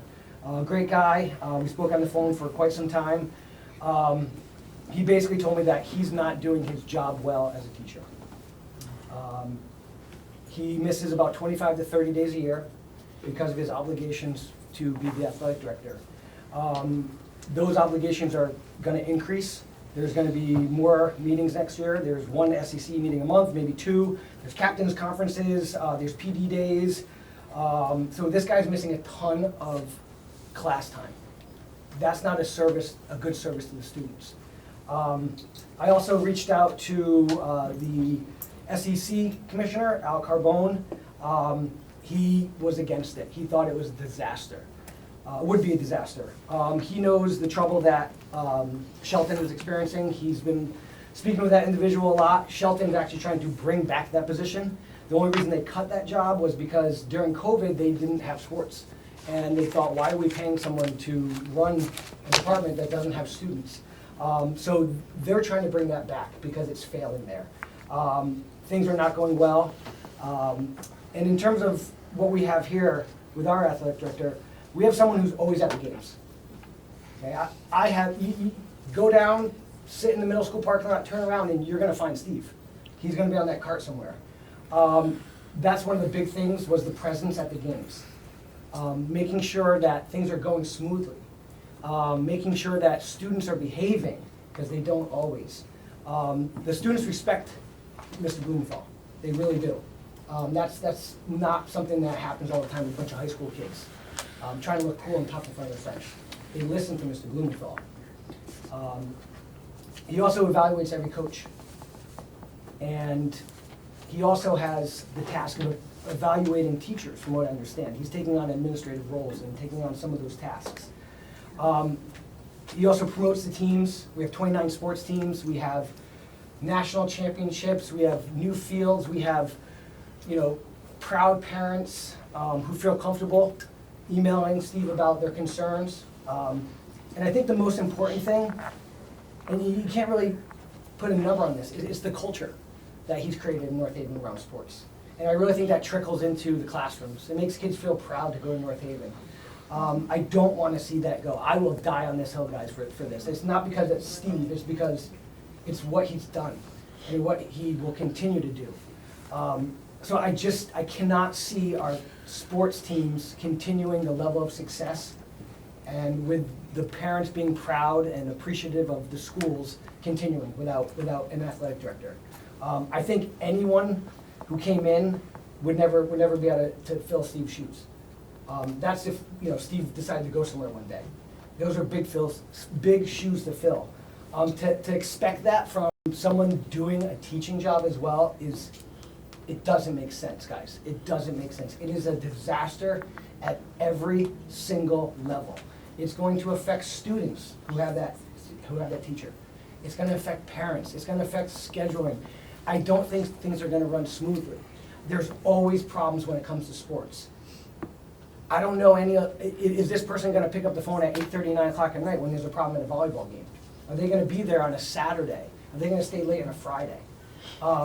So I don't wanna see that position gone, but I know we also need to make room.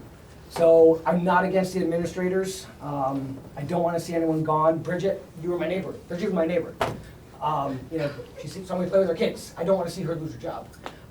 So I'm not against the administrators. I would love to see cuts some other way. I do have some things I'm kind of researched a little bit, and I don't even know if these are possible. So I'm gonna ask if we have these first, and then can we do without these? How many counselors do we have at the high school? 6? 5? 4? 6. Can we do without some of them? I know that one of the counselors met with my daughter. It was awesome. Went over college and all these things, and it was great. It was an hour. I was very appreciative of that. I think that's something we can do without. That's something parents can do. So I would love to see possibly cuts to some of the counselors. Do we have nurse secretaries? A nurse secretary? 1.5. Okay, do we have to have a nurse secretary? And Goes is that- to- Are these rhetorical questions you want us to? No, I want to Do you know, want to I go, answer? by law, do we have to have a nurse secretary? By law, I don't believe so. Can we do without a nurse secretary? We can do without any, Okay. but it's difficult to quantify any of this. Like Yeah, these I mean, questions. We want to keep everyone, but I'm saying like, we don't have a legal need or. There's no legal need for Okay. them, no. So I would throw that out. We have a high school nurse secretary. We also have a middle school nurse secretary. Part-time. Student service secretary, we have 1 at the high school, right? 2. 2 at the high school. I'm sorry, 2. Do we need 2? Can we do without 2? Can we have 1? I mean, that's not for me to make that sole decision. I think it would be very challenging after living in that office for over 10 years. So what is like their primary role? Like what is their day-to-day, like what are they doing? on So a the day-to-day day-to-day role? piece of it is scheduling for all the students. It's also all the college transcripts, keeping all the records. They're also the records custodian. I oversee that piece of it as well. They help to de-escalate students in the moment when they come in upset. That is a big, huge help. They look for staffing to help with crisis management, and they help to orchestrate all of that as well. I think we could do with 1. I'm throwing them all out there, guys. Sorry if everyone hates me. These are ideas. That's Good, the bad, fine, the ugly. that's fine. Also, we have a supervisor of technology support services and a director of technology and safety. Are those like 2 completely different jobs? I don't know what those are. So the Director of Technology and Safety is Jen Kosniewski. She is just one of our directors in the district, so she's no different than Mr. Diana. Okay. Something like that. And then, so we have, which one was that? The Director of IT and Safety. All right, and then we have a supervisor as well? I believe, and correct me if I'm wrong, that is the position that is being, that was Lost to the- lost to the reduction. That's correct. The early Yeah, retirement. the early retirement. Okay. Are we spending anything on staff development this year? Well, we've been really fortunate because the coordinators have been leading the majority Yeah. of our We're professional keeping it learning. in-house? Right, So we're not cashing out, we're not sending money out for someone to come in? very minimal. That is gonna change though if we lose the coordinator positions, because those people are really at the ground level with teachers working on individual things by department and courses. In the teacher's contract, there is a portion, right? That's If correct. they present, right, so we have to earmark a certain amount in the budget for professional learning Yep. per the teacher's contract.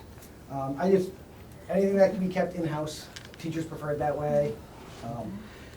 I was gonna go into middle school sports, but since that's off the table, I love that we're keeping all the middle school sports. Languages, I had a different approach. I was gonna kind of suggest some things with Chinese, but you explained the phasing out, I get it. I love what you guys did with that, I think it's very creative, perfect. Have we considered selling advertisements for athletic fields, generating income that way. Causes a business conflict of interest. We do have certain sponsorships, but we do have to be mindful in what any organization we go into that type of agreement with, because we can't show, we're neutral. We're not really supposed to be generating a substantial amount of revenue, so we do have some that are out there, but we have to be very mindful about any type of business relationship. So like if, the town plumber wanted to advertise on the baseball field. But then we have to be mindful of not showing favoritism towards certain vendors. Over You're basically saying use that plumber, and there are several plumbers in town, so you just have to be careful. What if we contract I with mean, them? they pay for the advertisement, that's the reason why they get I don't understand that one, but, all right, and then, is it possible, to spend less money on technology and anything that's geared towards technology and teaching and learning? My thought is kids are spending way too much time on technology. There's been studies that have been out, I'll send you guys everything. When schools introduce more technology, performance goes down. So I would love to see less technology. Is there a way that we can start looking at phasing out certain things that? We are currently. We are, awesome, okay. That's it for me, guys. My big thing is the athletic director position. I think that you can't go back on it. It's gonna be the end of fall sports and things aren't going well, and we gotta ride it out for winter sports and spring sports. I think it's the disaster. There's a reason why no other schools have gone down that road, and there's a reason why the only district that has been working to try to get that position back. So that's my thought, and I will end on that. Okay.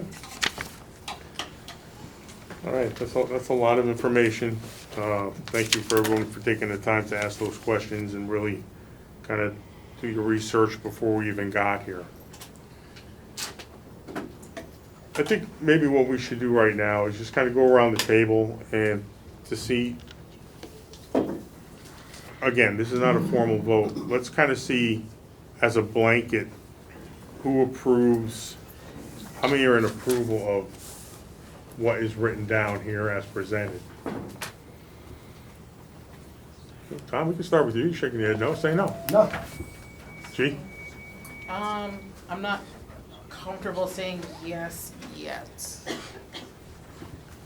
Marty? I'm having some difficulty with it. Joe? No, I'm gonna go on this right now. Okay. Randy?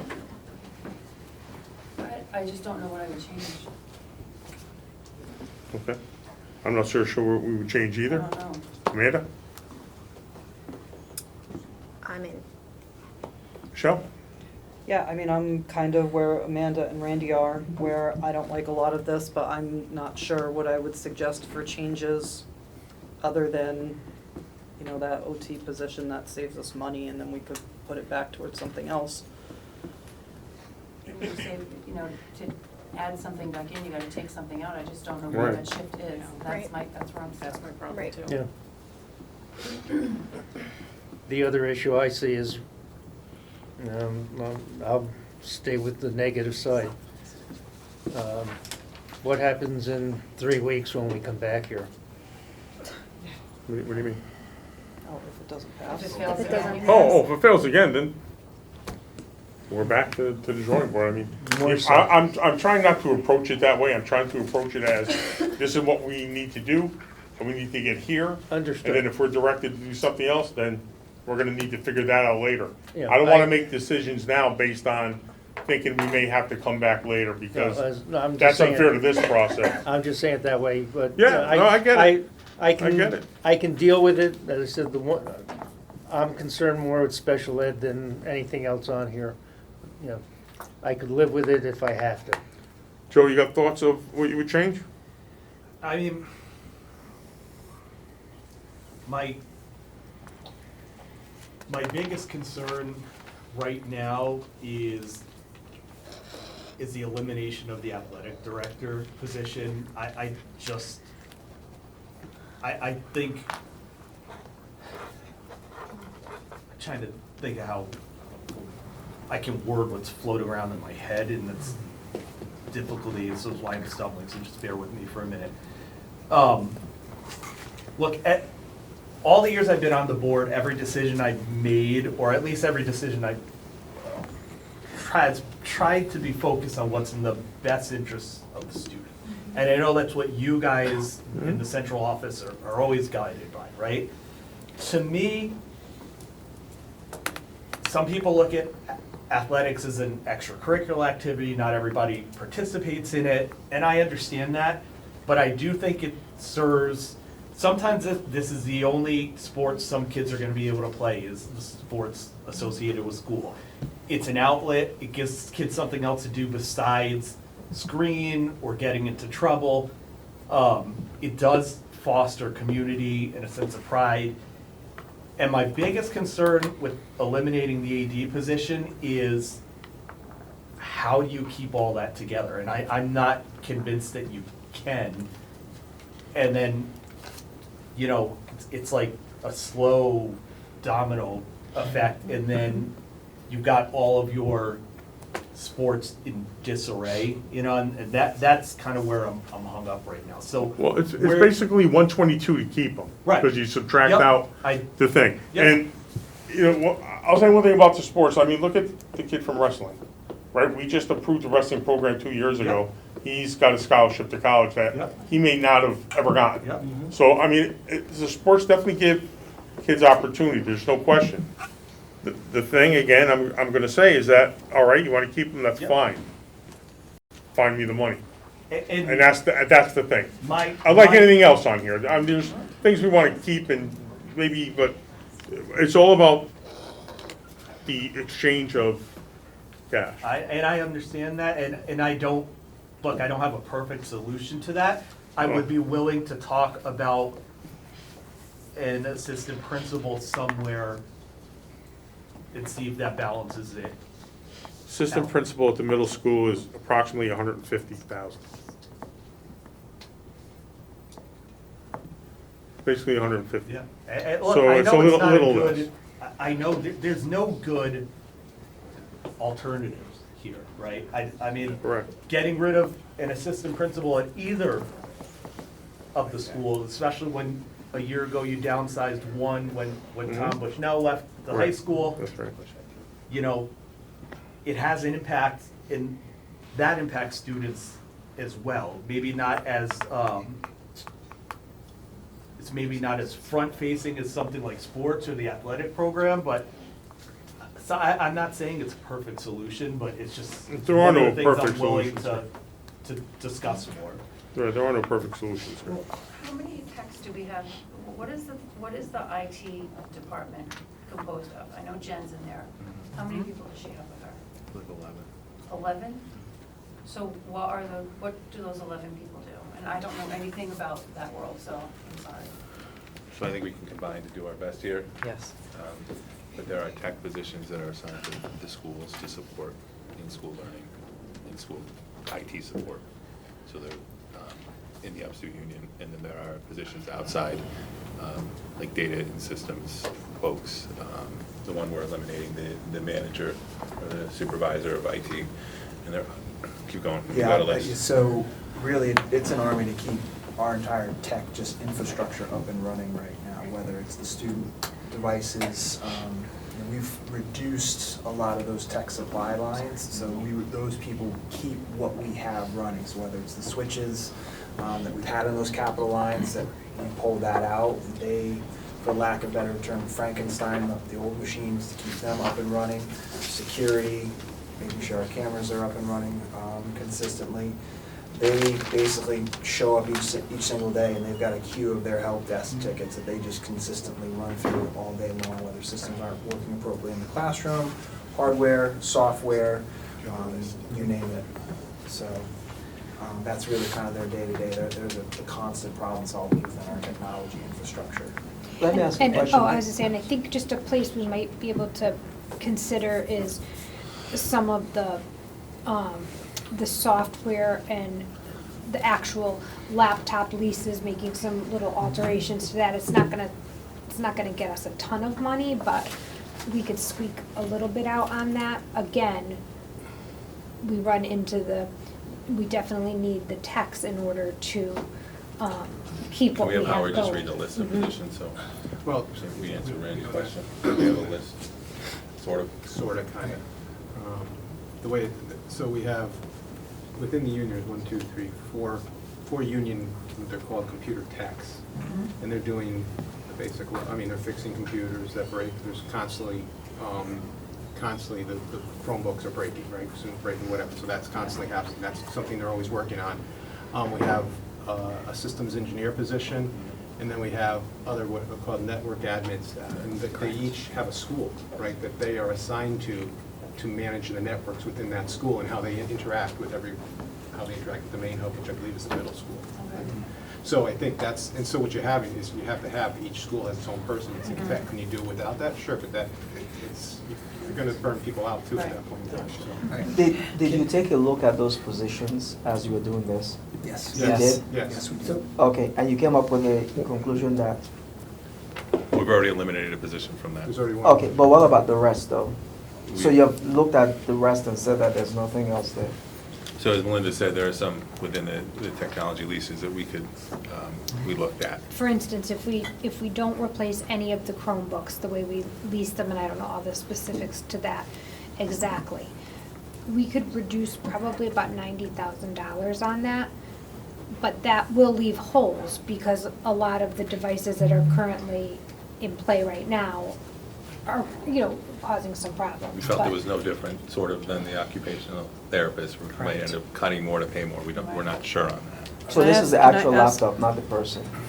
Correct. Yes, Like these you are said, people. It's hardware. This. What, Okay. what is the cost of, say, one tech? So the computer. You said tech- there were 4 tech. Right, 4 techs, about 45,000, 46,000. Sorry, 47, because that was last year's, 47. Can I ask a question? Okay. Wait a minute, Tom. I gotta get back to something real quick, guys. So, are we saying that we wanna keep a nurse secretary at the high school, a nurse secretary at the middle school? We wanna keep two student service secretaries, and Anthony has one as well, so that's 4 people for student services. And we wanna keep those and get rid of the athletic director.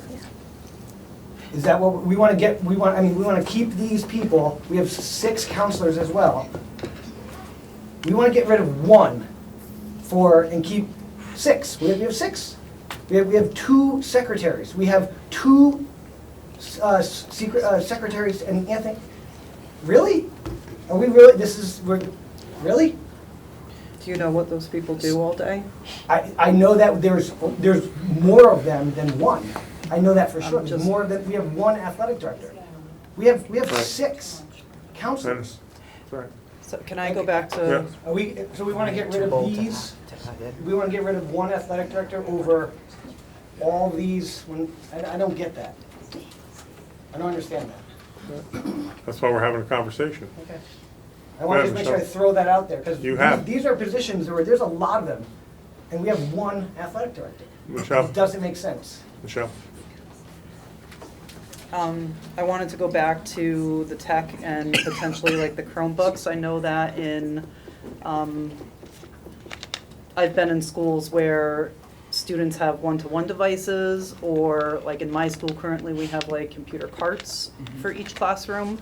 Would there be any cost savings to not having students have one-to-one devices versus like having a cart instead? That would be kind of the plan if we did not do the lease next year of the new Chromebooks. It would be carts in the primary classrooms, I believe, and I don't want to speak, this is really Jen's area, but. Early primary. What? Early primary. Early primary, right. So that's how we would be able to squeak by on that, and she puts it as an estimated savings of about $90,000. To have carts in the primary grades versus having one-to-one. Carts that just stay in the classroom. I am in support of that because obviously there was a push for technology at some point. There's now a push back against technology at too young of an age. And if that's a cost savings there, I mean, that's something that I'd like to throw back into the equation. did anyone get the numbers for hiring that OT person, how much we save? Is that something we can figure out, or that's not something we can figure out? Like, I just wanna know if we hire that person, what the cost savings is. I know nobody wants to hear about hiring new people, but if it's gonna save somebody else, then I certainly wanna know those numbers. It's between $50,000 and $75,000. Of savings. Yes. So you hire the person at 75,000, but you get an additional $50,000 to $75,000 to put towards something else. That is correct. Assume 50, because they gotta have, If they accept yeah, benefits benefits and and so stuff. forth, but yes, that's correct. But that's a one-time fix though. well. What about the next budget cycle and next, if you don't have money for that to sustain that Well, that's a position? continued savings It's a if you're not contracting out for those services. Yeah.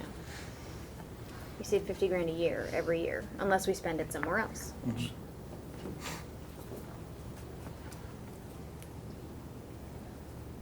So by hiring the OT, we save, let's call it 50,000 to be on the safe side. By switching back to carts in the lower primary grades, we save another potentially $90,000. But the more important part of that 90,000, I believe, is the not, you know, how at certain junctures, we trade in the old Chromebooks and we get new ones, the old laptops, that will not occur. Right. Do That we is to have a- just stay as is. Do we have a BYOD, bring your own device at one point we looked at a bring your own device policy so that people could bring their own computers, but Yeah, I we made think a decision not to do that. it poses significant risk to the security on the network. I think Jen was very hesitant about that. Yeah. We lean on could, her for that. we could reduce similar to how we're reducing summer hours. There's $12,000 allocated in Jen's budget for summer IT staff and support. Again, we have summer school going on, so we do need assistance with that as well. Do Chromebooks go home? Yes. Yeah. Why do Chromebooks go home?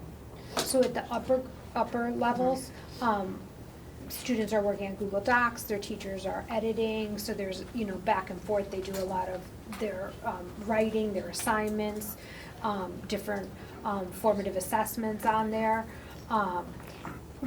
We would not have them going home in K and 1, am I correct? That's accurate, yeah. And there would be laptop carts there. We won't have iReady, so we won't need to have anybody doing any of those modules, so that would kind of offset that piece as well. I was just thinking if we keep them from going home, one, it's less screen time, and two, it's less opportunity for them to break, because we know that when they're home, they're being dropped and. The only thing I would say about that, and again, this is not my area of expertise by any means, but I would worry about students not having the opportunity to do a lot of, we have textbooks that are digital now, the students are handing out resources digitally, and I do think we want to make sure that they're prepared for after high school as well, knowing that that's how they would be communicating with their professors too, so I think we just have to be careful not to swing too far the other way. I was thinking more elementary, sorry, I Right, was thinking yeah, more okay. like elementary age, maybe not middle school and high school Right, for sure, yes. but I was thinking more elementary. But on that same line, I was thinking that we could potentially look at more than just K and 1. Like, I don't know if even 2 and 3 needs to, and I can only speak to my own experience with, again, I'm in a school that is a 3 to 5 school and everybody's using carts. And they still find ways to, you know, if there is a situation of a student who doesn't have a device at home or doesn't have access, then we do have, you know, permission for certain students to take things home in that situation. But many of the students, even in my school, do have access to using those sorts of technologies at home. And personally, I have a 5th grader right now, and I don't think he's opened his Chromebook once at home this year. So I would be for, you know, maybe like, I'm just saying, if there's more cost savings to be found by having carts and maybe only having 5th graders take them home, because that's what they're going to be doing in middle school to start to get them ready. That 90 grand was for what grades of cart? I believe 2 grades. I know what It's grade, really is that just first and not second? replacing new Chromebooks is how it's phrased on here, so I think it would just be not getting new ones on a lease this coming year. Okay. So Melinda, what happens, so if you don't get it on the lease, when's the next time you get to switch it out? I think she would have the opportunity again the following year. Okay, so it's just a 1-year deficit? Yeah. Okay, all right, that's fine. because we're always on kind of a rotation, again, this, Yeah, not my area with that, but we're always rotating them. okay. Is that cost gonna be higher because then you have 2 cycles of Chromebooks that you have to? Yeah. Yeah. Yep. So potentially it's just kicking the can down the road Right. here. I mean, I think that, you know, there's a list of things that I can't get into the details, because I don't really know, you know, they're not what I don't do that tech piece, but, you know, we have a new contract with Frontier, and we can maybe reduce by 25,000 there. So I think if we wanted to make an assumption that we could reduce in technology by about 100,000 or so, Jen could do her work within that in terms of what's needed departmentally, just as an option. I would much rather kick the can down the road a year and save an AP and save the athletic director if that's possible, and then worry about 2 cycles of Chromebooks next year. And I don't say that lightly, because I think it's a bad way to budget and to plan, but we're kind of in a bad time right now. I would much rather do that and save a person's job who's having an impact on our students. So that's just my 2 cents there. If we were to do that, then we'd be chasing 32,000-ish, give or take.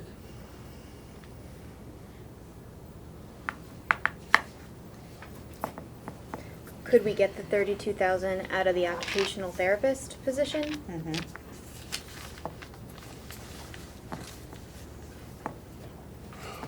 Should be able to get 75 out of it, right?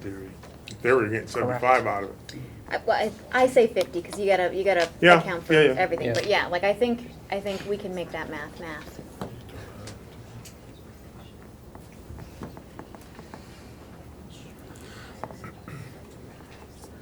No, that's keeping that in already.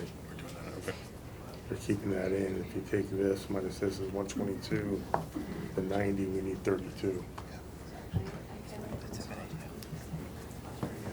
Does that give us enough for the future problem solvers field trip too? At 50. At 50? At 50 it does. Really need 45-ish. Yeah.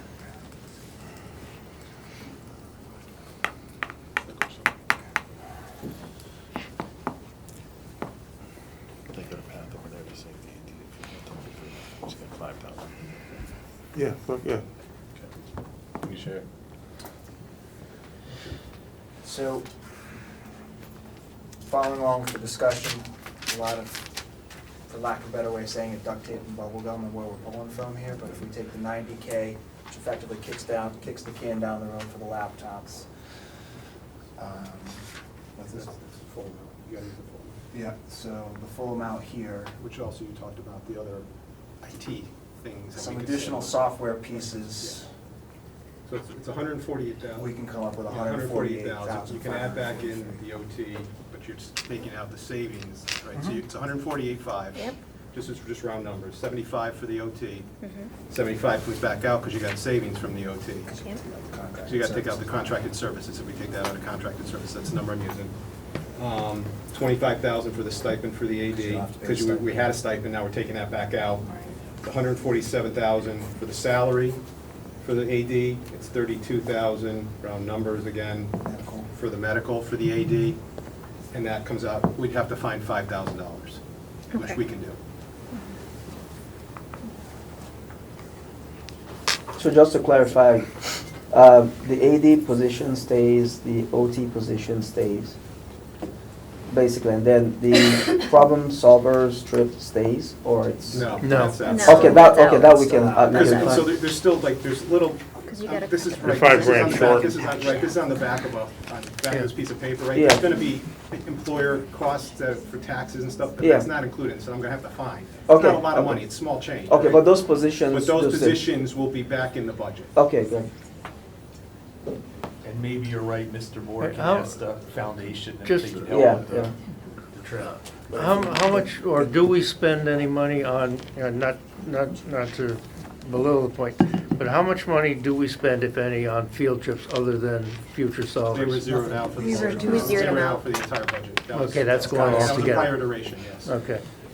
And just to reiterate Mr. Salamini's point, this solution, and Joe, you're always good at saying, hey, remember when we said that last year, is effectively a kicking the can down the road when we're talking about technology replacements. I want to be very open in that dialogue on that. I think it's a very important thing that we're discussing. I just want to make sure that all the impacting factors the board is aware of for future discussions in other budget years. I think it gives us a good opportunity, though, to have a conversation about the use of technology at home at the elementary level for next year moving forward. Bring back that paper and pencil a little bit, keep the screens at school. Just my little piece.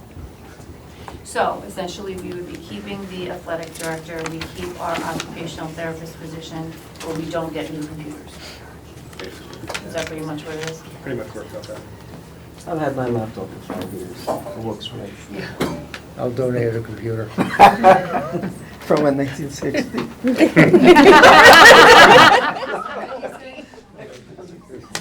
It's IBM, yeah. I'm going back to a Mac. All right. Let's revisit that then. If those were the positions that were taken on the draft where we do the cart removal and associated technologies, we'll be able to save both the AD and what's the other one? I'm sorry. Occupational therapist. Oh, okay, right, okay. Right, the occupational therapist position. Randy, how do you feel about that? I like it. I'd like to save everything, but I like it. Joe? I feel better. I'd be good with that. I'm good. Not perfect, but I'm good. A lot I'm more, okay. Love it. a lot more palatable. Still down 28 people, but I'm in. I agree. It's Yeah. disturbing, but still functional. Michelle? Yeah. In agreement. All right, with that.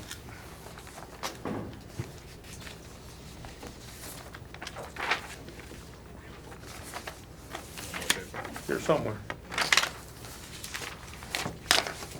I have a motion to approve the 2026-2027 budget and capital projects that proposed at a 4.53 increase. I'll make a motion. I mean, Second. discussion? I know we just exhausted it, but I have to ask. All in favor? Aye. Any opposed? Abstention? So moved. May I have a motion to adjourn the May 26, 2026 special meeting of the Board of Education? I'll make a motion. Discussion? No, second. All in favor? Aye. So moved. Thank you, everyone. I appreciate it. Thank you very much. The preceding program is brought to you in part through a grant from the town of North Haven.